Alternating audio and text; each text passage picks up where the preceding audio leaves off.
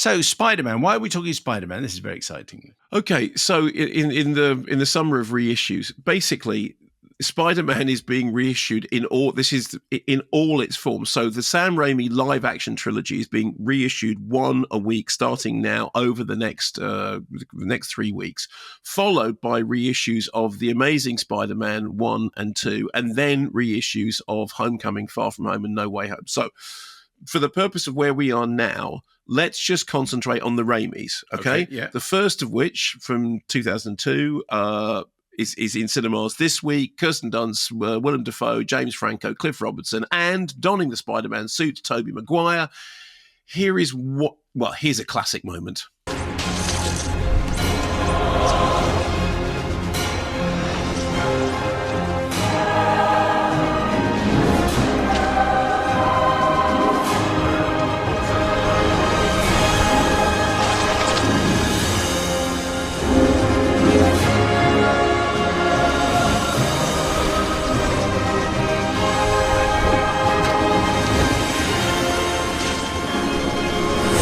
Swingy, swingy, swingy, Spidey, Spidey, Spidey. Now, look, I'm a huge Sam Raimi fan, have been ever since the days of The Evil Dead, and I do think there's something very funny about the fact that The Evil Dead came out in the UK, was cut by the BBFC for an 18 certificate because one of the BBFC examiners felt that they had been physically assaulted by it, then became one of the mainstays of the Video Nasties case, was tried at Snaresbrook, was prosecuted under the Obscene Publications Act, and for ages and ages, you couldn't get it in an uncut version in the UK.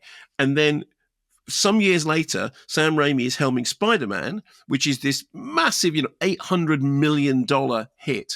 But the thing that the first Spider-Man movie is now probably best known for is the fact that it was the movie that ushered in the 12A certificate, because it came out at, just the beginning of the summer, and everyone, all these young viewers wanted to see it. And there's one particular scene in which the BBFC felt, no, it's not a PG, it's a 12. And people revolted. The peasants were revolting. Some individual councils overrode the BBFC's decision, which they were allowed to do, because actually the thing about running cinemas is that's in the hands of individual councils. That goes back to fire regulations. And then the BBFC introduced the 12A certificate, and then Sony put the movie back out in cinemas with the 12A certificate. And it was. Do you remember all that happening? I do, actually, because I remember going to see it a couple of times, I think, and realizing, because I think we probably had a discussion when we were doing the show on 5 Live, that people were taking kids like 5 and 6 years old to see a movie which was a 12A, which obviously they were okay to do, but you ended up thinking, if this kid has nightmares, it's your responsibility and it's your fault, because there's a reason that it says 12 at the beginning. And, do not use this as like a babysitter. Don't go and see this movie just because you want to see it and drag your kid along. And I remember there was quite a lot of correspondence about that at the time. There was. It was a very, very. It was one of those things in which the public said, we absolutely demand that we are able to take kids to see this film. And then the BBFC put in the 12A, and we've talked about this many times before. They, at one point, talked about having a lower age limit on a 12A. They just didn't imagine that anyone would take kids under the age of 8.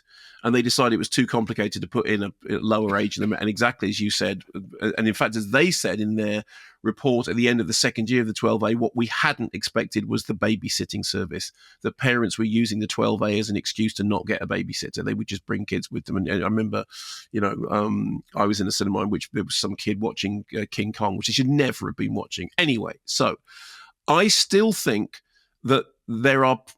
Did you like the first Spider-Man? Yes, I think I did, actually. Yes. Did you not think that there was a problem with the swingy stuff, that it did look very, very animated and without much heft? No, I just remember thinking it had been fun, and Kirsten Dunst, who we have had on the program very recently, was excellent. And indeed her good lady husband. Yes, also excellent, though Jesse Plemons doesn't go back quite so far in our affections. No.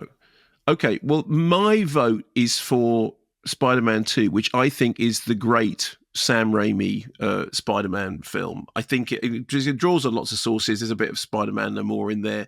And the whole thing is, Peter Parker, Tobey Maguire, he's still trying to complete his studies. He's working as a pizza delivery boy. He's selling snaps at the Daily Bugle. But what he wants to do is to not be Spider-Man. He wants to get on with being a young kid in love. And then there's all this stuff about how the fact that of his Spider-Man-ness is actually a kind of analogy for adolescence. And then we get Alfred Molina's Otto Octavius, who's got these tentacles. And I still think it's one of the best lines in a Spider-Man movie, which says he's called Octavius and he ends up with 8 limbs. What are the chances? Which is just fantastic.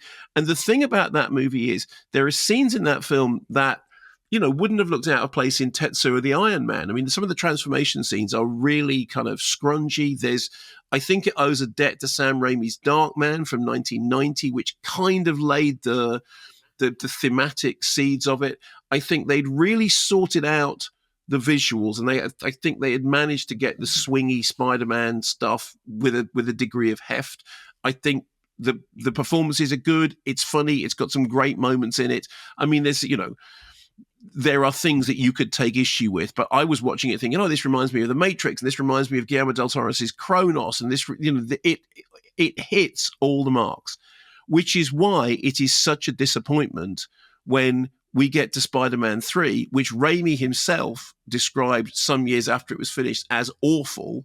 And I know that it's since been reassessed. There's a whole bunch of stuff on the internet now saying, well, Spider-Man 3 was never as bad as everybody said it was. It was actually a better movie. But it is a movie in which the production problems are writ large all over it. There's too many strands. There's too many villains, all the Venom stuff.